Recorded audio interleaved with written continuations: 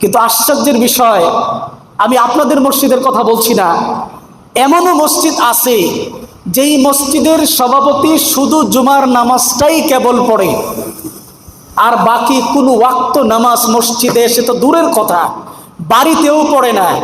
এমনকি এমন সভাপতিও আছে যেই সভাপতি সুদের সাথে ঘুষের সাথে সরাসরি সম্পৃক্ত থাকে।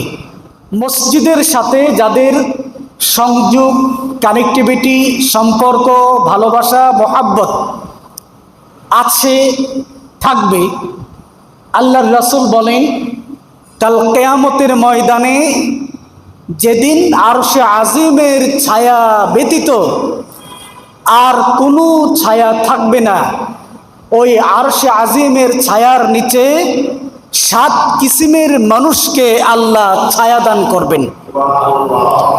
তন্মধ্যে এক শ্রেণীর মানুষ হলো যেই মানুষটার অন্তর সব সময় মসজিদের সাথে ঝুলন্ত অবস্থায় থাকে। সুবহানাল্লাহ বিহামদি।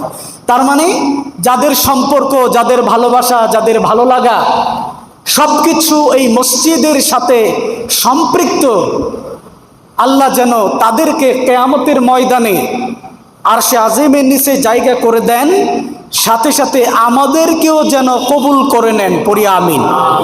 প্রিয় ভাইরা আমার, যারা মসজিদের সাথে সম্পর্ক রাখবে এবং রাখে, তাদের কোয়ালিটি কি, তাদের বৈশিষ্ট্য কি, এই ব্যাপারে আল্লাহ রাব্বুল আলামিন 9 নম্বর সূরার নাম আত-তাওবা, এর 18 নম্বর আয়াতে যারা মসজিদের খাদেম, মসজিদের মুতাওয়াল্লি, মসজিদের রক্ষণাবেক্ষণকারী, মসজিদ কমিটির সভাপতি সদস্য কারা হবে, তাদের গুণাগুণ তিনি বর্ণনা করতেছেন। তিনি বলেন ইন্নামা ইয়া'মুরু মাসাজিদাল্লাহি, নিশ্চয়ই তারাই মসজিদকে আবাদ করে, তারাই মসজিদকে রক্ষণাবেক্ষণ করে।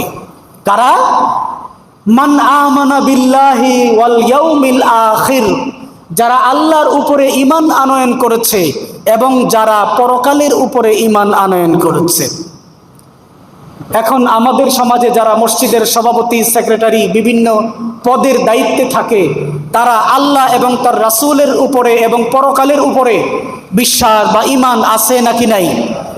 জামেলাবাজের পরের দুইটায় আসেন দেখি কি বলে। আল্লাহ বলেন ওয়া আকামাস সালাতা ওয়া আতাজ যাকাতা, এবং তারা নামাজ প্রতিষ্ঠা করে এবং যাকাত আদায় করে। কিন্তু আশ্চর্যের বিষয়, আমি আপনাদের মসজিদের কথা বলছি না, এমনও মসজিদ আছে যেই মসজিদের সভাপতি শুধু জুমার নামাজটাই কেবল পড়ে, আর বাকি কোনো ওয়াক্ত নামাজ মসজিদে এসে তো দূরের কথা, বাড়িতেও পড়ে না। এমনকি এমন সভাপতিও আছে যেই সভাপতি সুদের সাথে ঘুষের সাথে সরাসরি সম্পৃক্ত থাকে। বুঝাইতে পারি নাই মনে হয়। এই দুনিয়ার জমিনে আল্লাহ রাব্বুল আলামিনের ঘর তথা মসজিদকে আবাদ করার জন্য যারা আবাদকারী হবে, যারা রক্ষণাবেক্ষণকারী হবে, যারা মসজিদের সভাপতি, মুতাওয়াল্লি, সেক্রেটারি, সদস্য, ক্যাশিয়ার হবে, সূরা আত-তাওবার 18 নম্বর আয়াত দিয়া প্রমাণ করে তাদের মধ্যে অন্তত 5টি গুণাবলী থাকতে হবে। কয়টা? 1 নম্বর হলো ইন্নামা ইয়া'মুরু মাসাজিদাল্লাহি মান আমানা বিল্লাহ, নিশ্চয়ই তারাই মসজিদের রক্ষণাবেক্ষণকারী হবে যারা প্রথমত আল্লাহর উপরে ঈমান আনয়ন করেছে, ওয়াল ইয়াউমিল আখির, এবং যারা আল্লাহর উপরে ঈমান আনয়ন করার সাথে সাথে আখিরাতের উপরে ঈমান আনয়ন করেছে।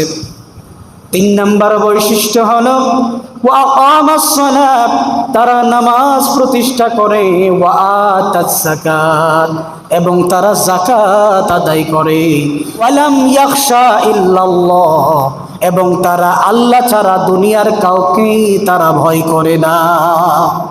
এই আয়াত প্রমাণ করে যে যারা মসজিদের রক্ষণাবেক্ষণের দায়িত্বে থাকবে তাদের কমসে কম কয়টা গুণাবলী থাকবে?